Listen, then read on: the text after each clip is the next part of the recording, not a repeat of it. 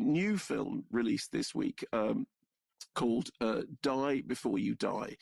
And this is a low-budget British chiller directed by Dan Pringle, dealing with my favourite subject matter, being buried alive. Now, if you are a regular listener, you will know that I have an absolute panic-inducing phobia about being buried alive.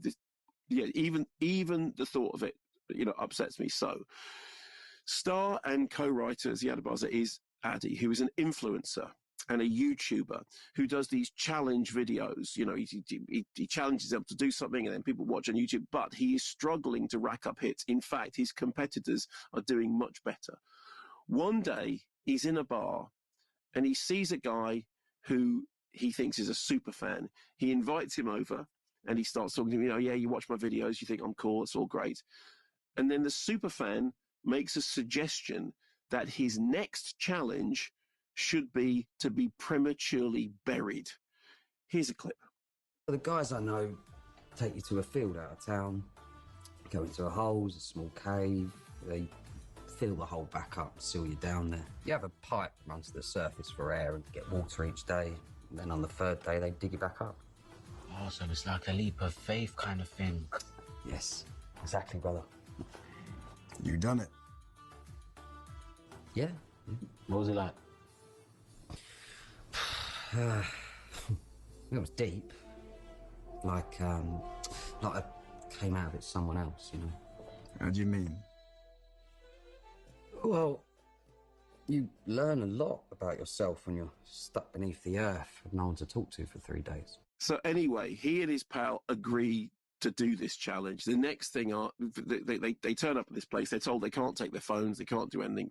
They're taken out to a field where there are these 2 holes, grave-size holes, and off the holes there's another little hole which is like a coffin-shaped compartment, and they crawl into the little hole, one in each of the holes, and the only connection with the up thing is a tube that they can breathe through, and that they're told that every morning some water will be poured down the tube, and in 3 days' time they will be let out, and when they come out they will be different people. So structurally, there are similarities. Do you remember the film I reviewed, the Rodrigo Cortez film Buried with Ryan Reynolds, in which the whole film takes place in a coffin, in which he wakes up and he's in a coffin and he's got a phone and his phone signal the phone power is dying. And I watched that through my fingers because I am so claustrophobic. And in the case of this, it's, okay, once he's been buried, all he can do is wait. But whilst he's waiting, what if the people who buried him aren't coming back? What if the whole thing is some terrible prank? Or, worse still, some kind of revenge by a rival because he has upset people in the past? Yeah, all of these things we've thought of, Has he not thought of these? All of these... Yeah, no. All of these things he thinks of when he is in the hole. So, for a great part of the buried stuff, I am in a state of anxiety, like really, really heightened, uncomfortable. And that part of it is well done. I mean, part of it is well done. Part of it is just that I'm absolutely terrified of the idea of being buried alive. Anyway, according to the blurb that comes with the film, it says, Die Before You Die is equal parts claustrophobic thrill ride, claustrophobic, and a moving story of personal transformation. Addy's existential journey from superficial to celebrity to humbled father provokes a question: can we ever be truly in control of our fears and desires? So, on the one hand, it is a kind of satirical deconstruction of that influencer culture and the desire to just get more hits. And, and it sort of starts out as one thing and then it becomes something a bit more philosophical. On the other hand, it's a film about being buried alive.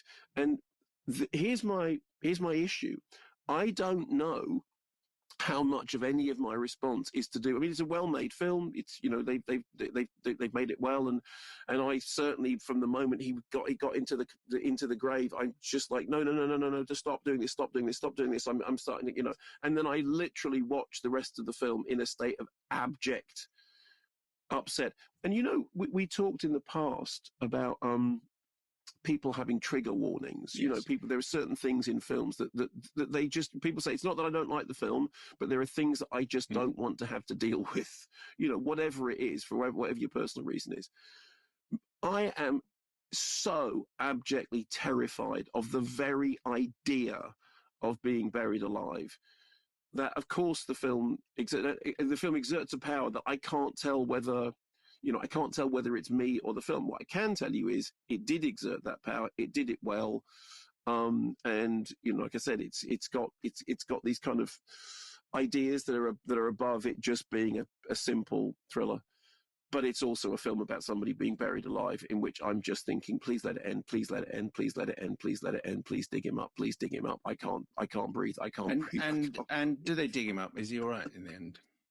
Simon, I can't tell you what happens in the end, because that now would be I'm a worried spoiler. about it, because now I'm thinking, well, what? This is like that film, My Favourite Cake, when I described it to you, and I said, and I was worried, please don't let anything bad happen to them. And you said, well, now I'm worried about these people. You said, did something bad happen to them? I said, I can't tell you. And you said, well, that means yes. So, and this is exactly like you getting Cillian Murphy to admit that he was in the Chris Nolan film because he told you that he'd signed a disclaimer, and you said, in that case, you are in it. You're a bad man. He's going to get out. You're then a bad the question is just whether he's going to be alive. What else do they pour down that tube? That's what I'm thinking. How do you know that it's going to be cereal? Is it going to be Kellogg's and milk, or is it going to be cereal? It's a tube. It's a tiny tube. It's water. The only thing they can put out is water. It's like, because the whole thing is you can what's that whole thing that you can live for like 2 weeks, 3 weeks without eating, but you can't live for 3 days without drinking. I don't know, or something. Yeah, but you don't know what they're going to put. You don't know what they're going to be pouring down there. No, and you have agreed, for reasons that make sense to be buried alive 6 feet under the earth. To be honest, he's such an idiot. He doesn't deserve it. To be honest, if you do that, frankly, I don't care what happens to him, because he's a fool. All right, that's fine. I don't care. He absolutely has. He's lost your sympathy.